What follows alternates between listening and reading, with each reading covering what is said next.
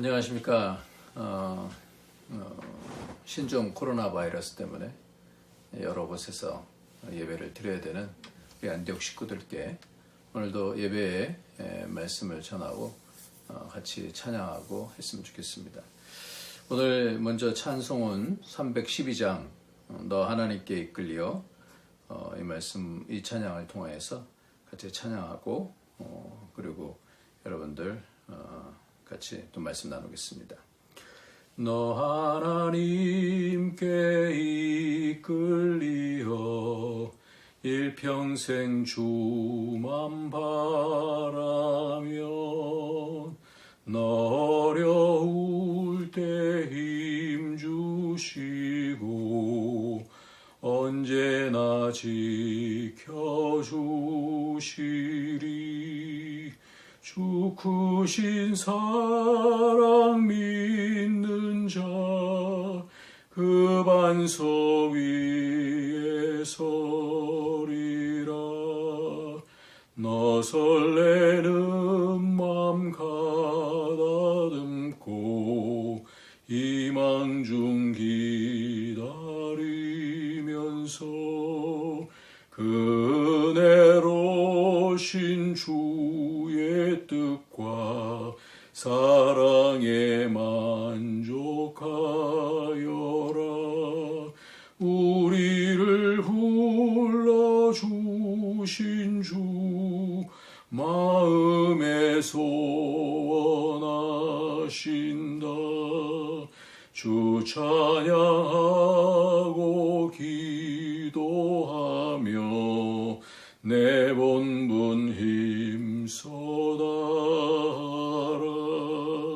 주 약속하신 모든 은혜 내게서 이루어지리라. 참되고 의지하는 자 주께서 기억하시리. 아멘.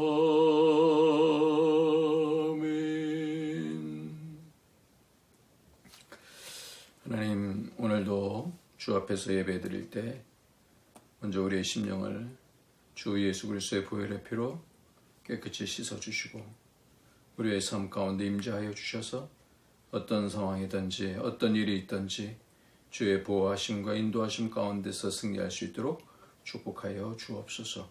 각처에 있는 우리 안디옥 식구들을 하나님께서 불쌍히 여겨주시고 도와주시고 강건케 하여 주시며 승리할 수 있도록 축복하여 주옵소서. 가정들마다 하나님의 은혜 가운데 붙들어 주셔서 어떤 해도 받지 않게 하여 주시고 어떤 어려움 가운데서 이길 수 있는 능력과 은혜를 더하여 주옵소서. 감사함으로 예수님의 이름으로 기도합나이다. 아멘.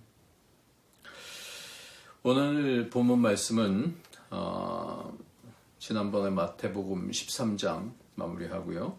오늘은 마태복음 14장 1절서부터 12절까지 말씀입니다.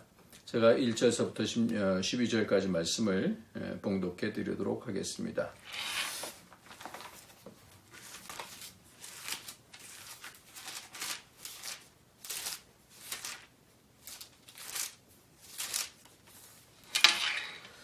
그때 분봉왕 헤롯이 예수의 소문을 듣고 그 신하들에게 이르되 이는 세례 요한이라.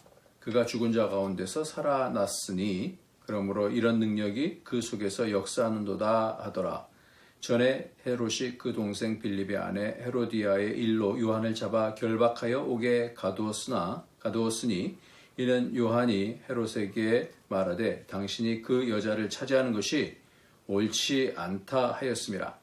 헤롯이 요한을 죽이려 하되 무리가 그를 선지자로 여김으로 그들을 두려워하더니 마침 헤롯의 생일이 되어 헤로디아의 딸이 연석 가운데서 춤을 추어 헤롯을 기쁘게 하니 헤롯이 맹세로 그에게 무엇이든지 달라는 대로 주겠다고 약속하거늘 그가 제 어머니의 시킴을 듣고 이르되 세례 요한의 머리를 소반에 얹어 여기서 내게 주소서 하니 왕이 근심하나 자기가 맹세한 것과 그 함께 앉은 사람들 때문에 주라 명하고 사람을 보내어 옥에서 요한의 목을 베어 그 머리를 소반에 얹어서 그 소녀에게 주니 그가 자기 어머니에게로 가져가니라.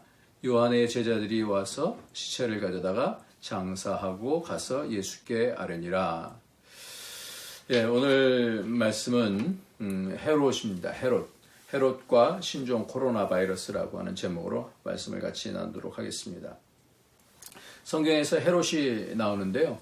이 헤롯이 여러분들 잘 한번 정리하시면 한 세 명의 헤롯으로 이해하시면 될 것 같습니다. 헤롯은 이두메는 이제 에돔인데요. 에돔의 후손으로서 지금 이 팔레스타인을 통치했던 그런 사람의 이름입니다. 유대교로 개종을 하기도 하고요. 유대인들에게 잘 보이기 위해서 그랬습니다. 처음에는 헤롯 대왕이 나옵니다. 이 헤롯 대왕은 성경에서 그 예수님께서 그 태어나셨을 때에 있었던 헤롯 대왕이 있고요. 그리고 두 번째는 헤롯 대왕의 아들인 헤롯 안디바라고 하는 사람, 안티파스라고 그러죠. 안디바라고 하는 사람이 또 나옵니다. 오늘 본문에 나오는 사람이 헤롯 안디바라는 사람이고, 또 나중에 또 헤롯이 또 나오는데 그 사람은 헤롯 아그리빠라고 하는 그런 사람입니다. 이렇게 세 명의 헤롯이 나오는데 오늘 본문은 두 번째 나오는 헤롯 안디바에 대한 그런 내용이 나옵니다. 이 헤롯 안디바에 대해서 오늘 말씀을 합니다. 우리가 13장에서 천국에 대한 말씀을 지금 하고 있는데요. 천국에 대한 이 말씀은 첫 번째로 천국은 시에 대해서 하나님의 말씀이 천국이 하나님의 말씀을 통하여서 천국은 시가 30배, 60배, 100배의 결실을 맺는 시에 대한 말씀이고 이 말씀의 시가 또 하나님의 아들로서 또 시를 또 얘기합니다.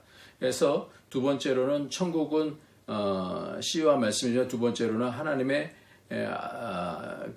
나라가 자란다라는 거죠. 그래서 겨자씨 하나가 아무리 작은 것이어도 생명력이 있기 때문에 자라간다 그랬어요. 그래서 천국이 임하게 되어지면 사람의 생각도 자라게 되고 태도도 자라게 되고 또 마음도 말도 행동도 그렇게 하나님의 그 나라의 성격을 따라서 알게 되어지고 자라게 되어지고 통치를 받게 되어진다는 것을 말씀하고 있고요. 세 번째로는 가치를 아는 자는 투자를 한다는 그런 말씀입니다. 그래서 천국을 아는 사람은 투자하게 되어 있습니다. 그 가치를 따라서 삶을 투자합니다. 그 가치를 아는 하나님의 아들들의 공동체라고 그렇게 말씀을 나눴습니다. 그런데 오늘 이렇게 13장에서의 천국에 대한 비유가 끝나고 나서 14장으로 들어가면서 뭐라고 말씀하냐면 그때에 라고 그렇게 이야기하고 있습니다. 그때에. 그러니까 이 천국에 대한 말씀을 하고 그 다음에 14장에서는 헤롯에 대한 내용이잖아요. 그러니까 천국과 세상의 어떤 방식을 나타내는 그런 가운데 있어서 지금 뭔가 이렇게 비교를 해주는 그런 상황 속에 있는데 이 13장과 14장을 이어나가면서 이 헤롯은 이제 세상을 나타내는 그런 인물인 것 같습니다. 그 가운데 있어서 13장과 14장에 연결고리가 있어요. 그 연결고리가 뭐냐면 능력이라는 그런 말씀입니다. 이 연결고리가 이 능력이라는 말씀인데 마태복음 13장 58절에서도 그들이 믿지 아니함으로 말미암아 거기서 많은 능력을 행하지 아니하시니라 라고 말씀합니다. 이 갈릴리 지방에서 예수님께서 말씀을 전하시지만 능력을 많이 능력을 행하지 아니하셨다. 왜냐하면 믿지 않았기 때문에 그렇다라고 지난주에 같이 말씀을 나눴습니다. 그런데 오늘 14장 2절에도 보면 그 신하들에게 이르되 이는 세례 요한이라 그가 죽은 자 가운데서 살아났으니 그러므로 이런 능력이 그 속에서 역사하는도다 하더라 그렇게 얘기합니다. 이 천국에 대한 말씀을 하면서도 능력이 나오고요. 오늘 세상에 대한 말씀을 하면서도 능력을 말씀하고 있습니다. 능력에 대한 말씀을 이어오게 되는 그런 뜻이 뭘까라는 것이죠. 앞에서는 믿지 아니함으로 능력을 행하지 아니하심에 대해서 말씀하십니다. 그래서 믿음과 능력 행함은 같은 상관관계가 있다라는 거죠. 하나님의 능력은 언제 나타납니까? 믿을 때에 나타나는 거예요. 믿게 되어질 때 하나님의 능력이 나타납니다. 믿음은 그럼 언제 생기느냐? 존경할 때 생긴다 그랬어요. 그래서 예수님을 존경하지 않기 때문에 믿지도 못했고 믿지 못하니까 능력도 나가지 않았다. 지난주에 그렇게 말씀을 드렸습니다. 그래서 이 믿음은 존경할 때 믿어진다라고 말씀했습니다. 오늘은 이 헤롯도 예수님의 능력을 보고서 세례요한이 죽었다가 살아났음을 말합니다.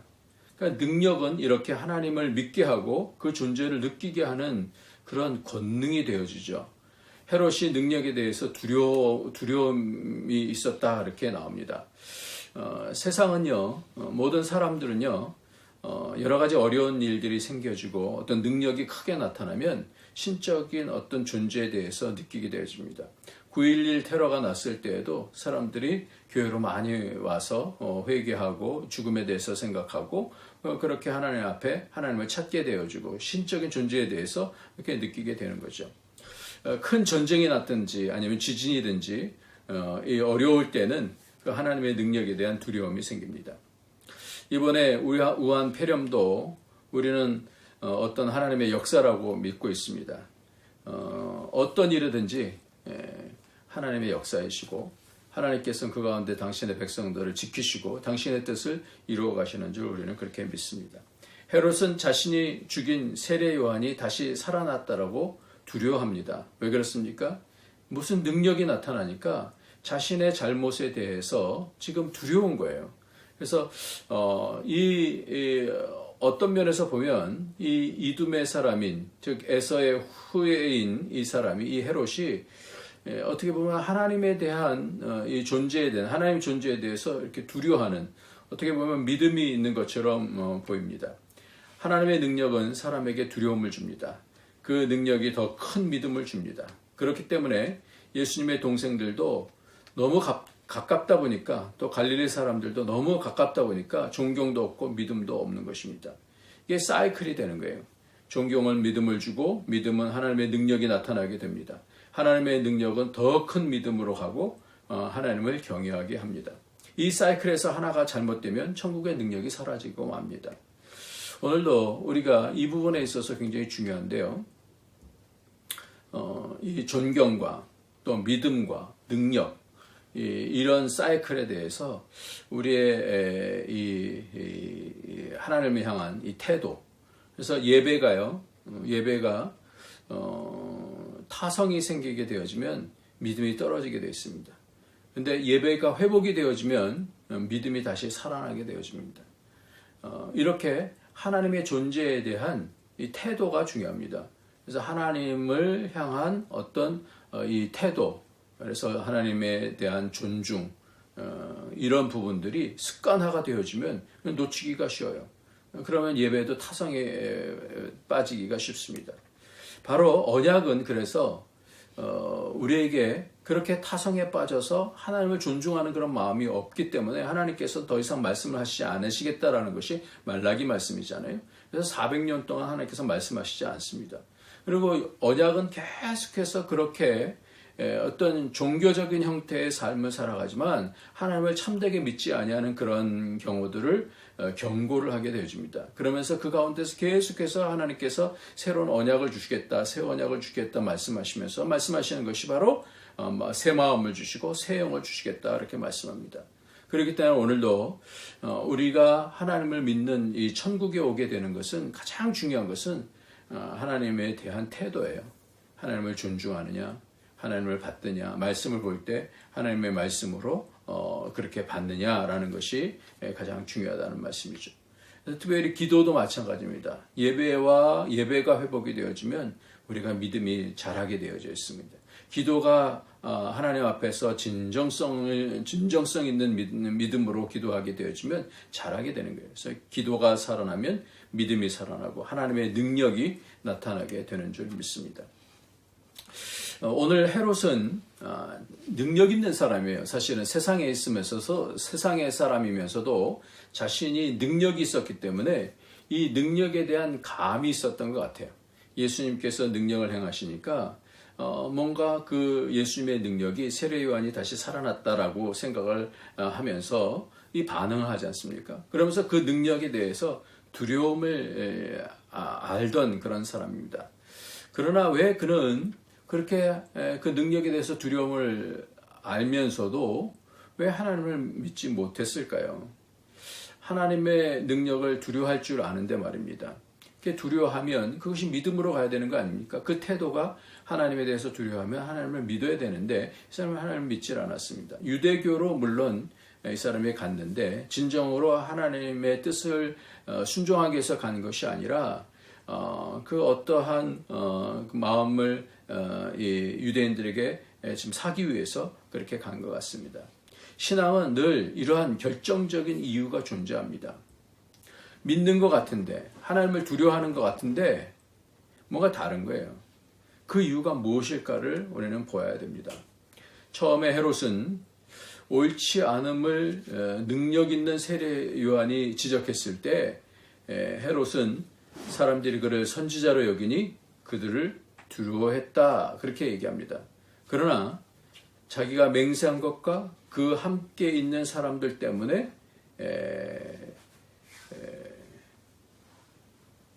주라 그렇게 명하게 됩니다. 여기서 헤롯의 행동의 근거는 무엇임을 나타내냐면요. 마가복음 6장에 보면 헤롯에 대한 그런 말씀이 나옵니다. 헤롯의 19절에 보면 마가복음 6장 19절에 보면 헤로디아가 요한을 원수로 여겨 죽이고자 하였으되 하지 못한 것은 헤롯이 요한을 의롭고 거룩한 사람으로 알고 두려워하여 보호하며 또 그의 말을 들을 때 크게 번민을 하면서도 달갑게 들음이러라 이렇게 말합니다. 그가 곧 왕에게 급히 들어가서 구하이르되 세례 요한의 머리를 소반에 얹어 곧 내게 주기를 원하옵나이다 하니 왕이 심히 근심하나 자기가 맹세한 것과 그 앉은 자들로 인하여 그를 거절할 수 없는지라 라고 얘기합니다. 이 헤로디아가 헤롯의 마음을 다 이렇게 샀잖아요. 춤을 추면서 다 샀습니다. 원래 헤로디아가 잘못한 것에 대해서 이 요한이 지적을 했는데 밉죠. 그러니까 원수로 여겨서 죽이고자 했었는데 하지 못했었던 이유가 바로 헤롯이 이 요한을 어떻게 생각하냐면 의롭고 거룩한 사람을 알고 두려워하고 보호했다라고 성경은 그렇게 말씀합니다. 그런데 이 헤로디아의 얘기를 들으면서 크게 번민이 하면서도 달갑게 들었다 이렇게 얘기합니다. 왕이 심히 근심했다라고 얘기합니다. 그런데 거기서 맹세한 것과 그 앉은 자들로 인해서 거절할 수 없었다 그랬어요. 이 헤롯 안디바는 세례 요한에 대한 인식이 의롭고 거룩한 사람인 줄 알고 두려워했습니다. 그래서 보호하기까지라고 하고 그의 말을 경청했던 사람이었습니다. 그런데 상황에 불리하게 되어지니까 그 환경 때문에 사람들의 분위기 때문에 그 세례 요한을 죽이게 합니다. 이겁니다. 결국은 우리의 믿음도 하나님 때문인지 아니면 그 분위기와 환경과 사람 때문인지 이것이 점점 어떤 방향으로 결정하느냐라는 것이죠. 사울도 그렇습니다. 사울은 원래 처음부터 그런 사람이 아니었습니다. 근데 사울이 왕이 되어지면서 바뀌게 되어집니다. 그러니까 그 사무엘이 그를 찾아와서 하는 얘기가 바로 이런 부분을 지적합니다. 사무엘상 15장 17절 말씀을 보면 사무엘이 이르되 왕이 스스로 작게 여길 그때에 그랬어요. 왕이 스스로를 작게 여길 그때에 이스라엘 지파의 머리가 되지 아니하셨나이까 그랬어요. 그래서 여호와께서 왕에게 기름을 부어 이스라엘 왕을 삼으셨습니다 그랬어요. 이렇게 스스로 작게 여길 때 스스로 작게 여기고 하나님의 선지자에 대한 말씀에 대해서 신중하게 받고 하나님의 말씀으로 받았을 때에는 하나님께서 그에게 기름을 부어서 왕으로 삼았어요. 그런데 어찌하여 19절에 보면 어찌하여 왕이 여호와의 목소리를 청종치 아니하고 탈취하기에만 급하여 여호와께서 악하게 여기시는 일을 행하셨나이까 이렇게 말씀합니다. 그러면서 우리가 잘 아는 말씀대로 사무엘이 이르되 여호와께서 번제와 다른 제사를 그의 목소리를 청중하는 것을 좋아하시는 것 같이 좋아하시겠나이까? 순종의 제사보다 낫고 듣는 것이 수양의 기름보다 낫다라고 말씀합니다. 청종하는 건요, 말을 흘려 듣지 않는다라는 거예요. 다른 생각을 하면 그 말을 흘려 듣게 되어지죠. 그러니까 청종이라는 것은 태도입니다.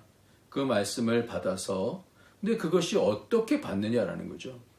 처음에는 스스로를 작게 여길 때는 그 말씀이 한 말씀 한 말씀이 굉장히 의미가 있고 굉장히 힘있게 받아들여지는 것이죠. 그러나 이것을 놓치게 되어질 때는 하나님에 대한 존중이 없고 그 말씀에 대한 존중이 없을 때에는 무너지게 되어지는 것입니다.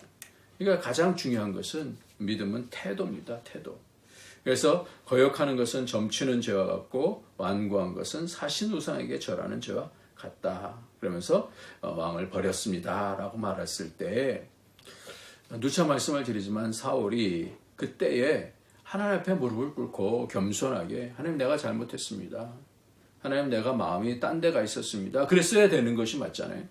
그런데 사울이 사무엘에게 이르되 내가 범죄하였나이다 라고 말하면서 뭐라고 말했나? 그 원인이 내가 여호와의 명령과 당신의 말씀을 어긴 것은 내가 백성을 두려워하고 그의 말을 청종하였습니다. 그랬어요. 그러니까 어디에 무게중심이냐라는 거예요.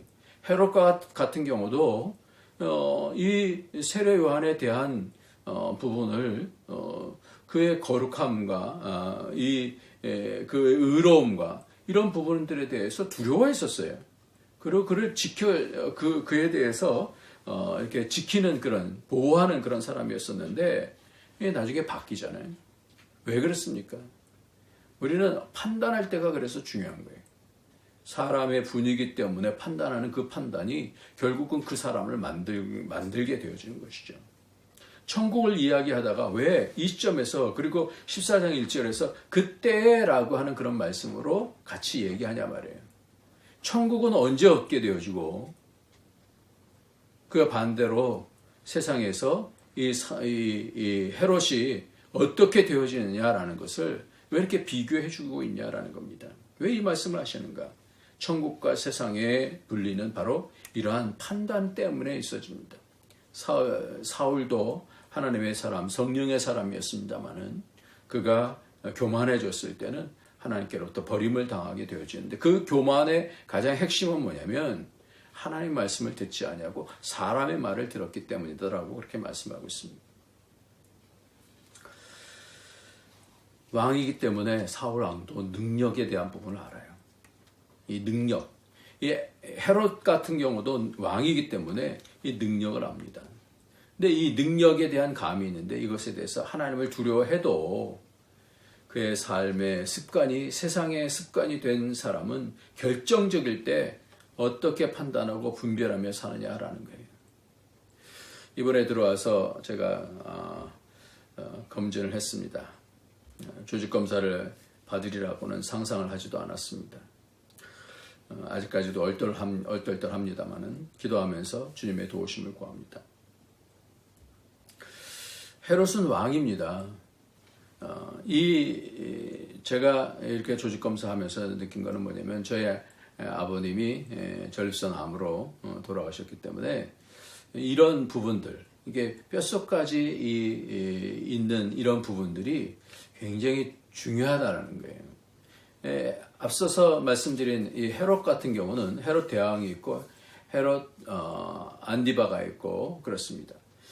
그런데 마가복음 8장 15절에 보면 예수께서 경고하여 이르시되 삼가 바리새인들의 누룩과 헤롯의 누룩을 주의하라 하시니 이렇게 말씀하고 있어요. 헤롯의 누룩이라고 말씀합니다. 이 누룩이 뭘까요?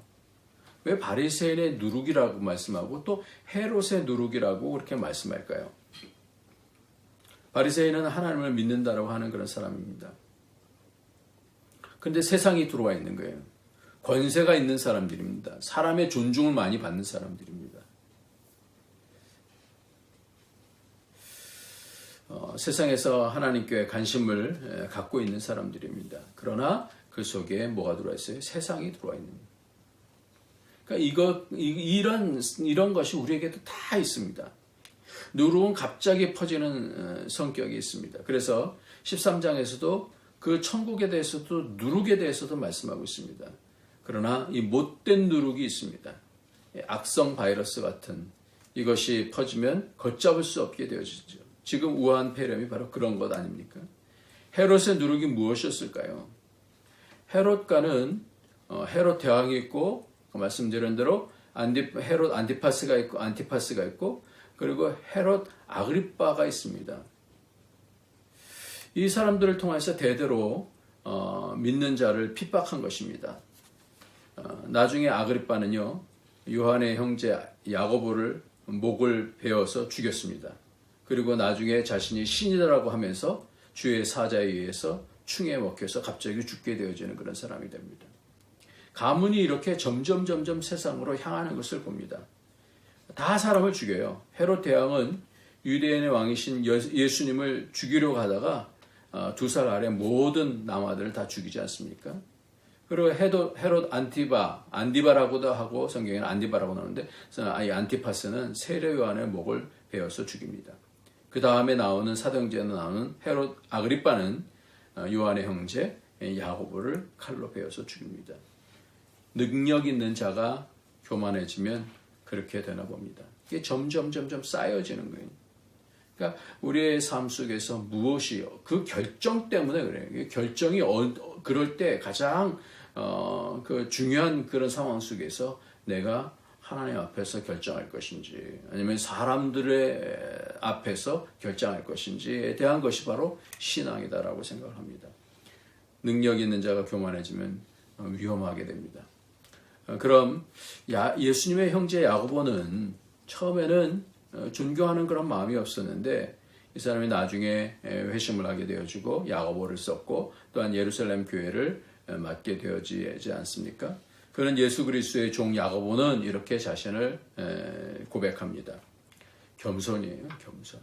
신앙은요, 하나님과 말씀 앞에서의 겸손이에요. 다른 게 없는 것 같아요. 늘 어떤 상황이 되든 하나님 앞에서 하나님께서 행하셨습니다. 하나님께서 행하시면 그것이 가장 큰 선인 줄 믿습니다. 순종하는 거죠. 자신이 예수님의 동생이면서도 동생이라면 좀 과시하고 싶지 않겠어요?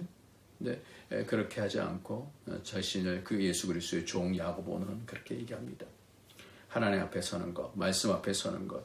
지금 우리 모든 삶의 정황에서 바로 이것이 가장 중요한 핵심이 되어줍니다. 누구와 만나서 이야기해도 그것이 세상 비교와 또 시기와 원망과 이런 것을 근거로 살면 결국은 사람에게 보이기 위한 삶으로 끝나게 되어지고 헤롯처럼 그렇게 그 가문이 지는 인생이 되어집니다. 사람은 잘 변하지 않게 되어집니다. 이 가문도 잘 변하지 않습니다. 그러나 변할 수 있습니다. 내일이면 조직검사 결과가 나옵니다. 참 무서운 것이 이것이 집안 내력이라는 생각이 들었어요. 그래서 우리의 자녀들도 좀 위해서 많이 기도해야 되겠다 이런 생각이 듭니다. 이런 가문의 습관은 바뀌기가 쉽지 않습니다. 이 세포에 DNA가 심겨져 있기 때문에 그런 것 같습니다. 어떻게 해야 됩니까? 우리의 삶 속에 있는 이런 DNA들을 어떻게 해야 됩니까? 이겨야 됩니다. 우리는 이런 지금의 이런 재앙을 어떻게 이겨야 합니까? 우리가 하나님 앞에 태도가 중요한 것 같아요. 이 헤롯을 보니까 그의 태도들이 점점 쌓여서 가문이 멸망하게 되어집니다. 출애굽기 7장에 보면 15절에 바로가 아침에 물 있는 곳으로 나왔습니다. 그 왜 나왔냐면 나일강의 신에게 예배하기 위해서 나왔습니다. 애굽인들은 나일강을 부의 원천으로 생각했습니다. 비옥한 토지가 농사를 잘 되게 하고 많은 물자를 수송하는 길이었기 때문에 생명의 젖줄로 생각했습니다. 나일강이 마르는 것은 곧 그들이 죽음을 뜻하는 것이었습니다. 그래서 거기서 그것을 신성시하고 예배하고 숭배했었습니다. 그런데 모세와 아론이 지팡이로 나일강을 치자 거기서 피로 변하게 되어졌습니다. 무력하게 되어졌습니다. 다른 재앙들도 마찬가지입니다. 지금 여러 가지 재앙 가운데서 우리가 어떻게 이것을 이겨야 되는가, 우리의 삶 속에서 이것을 어떻게 이겨야 되는가라는 부분들을 생각하고 싶습니다. 왜 하나님은 모세와 아론을 통해서 이런 재앙을 보여주고 이기는 것을 보여줄까요? 우리는 이겨야 돼요. 그 출애굽하기 전에 또 출애굽해서도 마찬가지로 이스라엘 백성들은 다 그런 옛 습관들 속에 있었기 때문에 이 광야의 길을 걸어가면서 이 광야의 시험을 이겨야지 되었습니다. 그래야지 체질이 바뀌게 되어지는 것입니다. 오늘도 우리에게 주시는 말씀은 이겨야 된다는 거예요. 이 바이러스도 이기고 우리의 삶 속에 있는 나쁜 그런 생각들과 악한 습성들과 이런 것들을 이기지 아니하면 그것이 다 자녀들에게 가문으로 흘러내려갈 수밖에 없다는 겁니다. 2차 세계대전의 노르망디 상륙작전으로 독일군의 등뼈를 꺾은 것 같은 그런 사건이 있었습니다. 이미 전쟁의 승패는 결정이 됐습니다만은 그러나 연합군이 파리에 입성할 때까지 잔당들을 물리쳐내는 과정에 남아있는 것 같이 이미 이긴 것 같은데 아직은 아니라는 거예요. 지금 예수님께서 다 이기셨어요. 근데 우리에게 또 이김을 주신다라고 말씀하시면서 성경을 말씀하고 있어요. 이겨야 되는 거예요. 전에 이 원희룡 제주도 지사가 한라산에서 제사를 드리는 그런 것이 있었어요. 그래서 이 역할을 이 제주도 지사가 해야 되는 그런 역할이 있었어요. 그래서 초형관으로서 이렇게 제사를 올리는 그런데 그래서 제주도의 안전과 전염병에서 지켜달라는 그런 제사를 드리는 행사가 있었는데 이 사람이 기독교인이잖아요. 그 일을 사양하고 정무 부지사에게 그 일을 부탁을 했었습니다. 많은 사람들이 욕을 했었어요. 그러나 자신은 이 사람은 당신 대권을 생각하는 사람인데 이렇게 해도 돼? 막 그러면서 얘기가 많았었습니다. 근데 우리는 말씀 앞에서 살아야 돼. 우리의 어떤 능력, 어떤 성공 이것보다 더 중요한 것이 하나님 앞에 섭니다. 이 제주도가요 원래부터 이 미신을 많이 섬기기 때문에 신구간이라고 있어요. 그래서 그 신구간에만 이사를 할 수 있는 그런 악한 영이 사로잡고 있는 그런 가운데 있어서 기독교인들이 이겨줘야 그래야 많은 백성들이 하나님 앞으로 돌아올 수 있는 그런 길이 열리게 되어집니다. 다니엘과 그 친구들도 이겼습니다. 그리 아니하실지라도 하나님 앞에서 섰습니다. 그럴 때 이기게 되어집니다. 이렇게 삶은 한 가지 한 가지 우리의 삶을 통해서 무엇을 선택하느냐, 말씀 앞에서 서느냐, 정신 차리고 하나님 앞에 서느냐, 말씀과 하나님 앞에 서는 거예요. 기도하고 예배 드리고 하면 하나님께서 이김을 주시는 줄 믿습니다. 이런 복이 있어요. 요한계시록 2장 3장에는 이렇게 이기는 자에게 주시는 복을 얘기하는데요. 2장 7절에 보면 이기는 그에게는 내가 하나님의 낙원에 있는 생명나무의 열매를 주어 먹게 하리라 라고 약속을 하고 계십니다. 하나님께서는 이 생명나무로 영생을 주신다는 거예요. 이기는 자에게 주신다는 거예요. 2장 10절에 있어서는 너희가 10일 동안 환난을 받으리라. 내가 죽도록 충성하라. 그리하면 내가 생명의 멸류관을 주리라. 둘째 사망의 해를 받지 아니한다. 이렇게 말씀하고 있고 2장 17절에는 이기는 그에게는 내가 감추었던 만나를 주고 또 흰돌을 줄 터인데 그 돌 위에 새 이름을 기록한 것이나니 받는 자밖에는 그 이름을 알 사람이 없다 말씀합니다. 신앙 때문에 소외되고 먹지 못하고 힘들었을지 모르지만 주님께서 풍성하게 해주신다는 그런 말씀입니다. 이 흰돌이라는 건요. 고대 사회에 있어서 배심원들이 재판이 끝날 때 재판을 받는 사람들에게 돌을 주었다 그래요. 흰돌이 의미하는 것은 당신은 무죄입니다. 검은 돌은 당신은 유죄입니다. 이런 뜻이. 흰돌을 주신다는 것은 당신은 무죄입니다. 예수 그리스도를 통하여서 예수 그리스도를 붙들고 하나님 앞에서 산 사람들에게 하나님께서 주시는 당신은 무죄입니다. 이렇게 예수님을 통한 그런 복이 임하게 되십니다. 그래서 새로운 이름을 준다는 것은 그 흰돌 위에 기록된다는 말씀은 주님과의 친밀한 교제를 나누게 된다는 그런 말씀입니다. 왜냐하면 하나님의 이름이 있는 곳은 하나님이 임재하시고 하나님께서 그 사람에게 이름을 주시는 것은 그 사람이 하나님의 소유라는 것을 말하기 때문에 그렇습니다.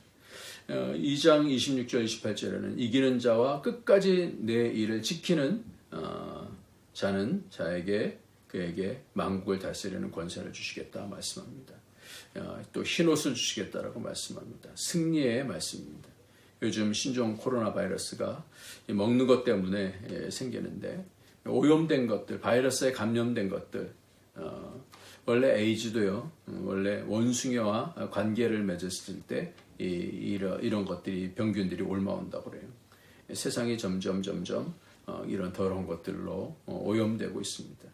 우리가 무엇을 결정하는 것이, 무엇을 먹는가라는 것이, 거룩한 것이 왜 중요한지, 왜 매일 깨어서 말씀과 기도를 먹고 거룩해져야 되는지, 우리 인생에서 가장 중요한 사안임을 오늘도 고백하면서 평생 하나님 앞에서 그리고 말씀 앞에서 언약 백성으로 승리하는 저와 여러분이 되어지길 예수님의 이름으로 축원합니다.